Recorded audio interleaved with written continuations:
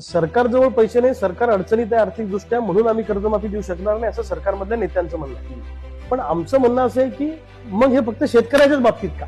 सरकारजवळ पैसे नाही, आमदारांचे पगार थांबायला पाहिजे. बरोबर. सरकारजवळ पैसे नाही, तर मंत्र्यांचे पगार थांबायला पाहिजे. सरकारजवळ पैसे नाही, तर मग कर्मचाऱ्यांचे पगार थांबले का? पण प्रायोरिटी सगळ्यांना आहे. आम्ही प्रायोरिटीवर का नाही शेतकरी? आमचं म्हणणं आहे की आमच्यावर झालेलं कर्ज हे आमच्या चुकीमुळे झालेलंच नाहीये, आणि आमच्या चुकीमुळे झालं असतं तर सबंध शेतकऱ्यांवर कर्ज झालं असतं का?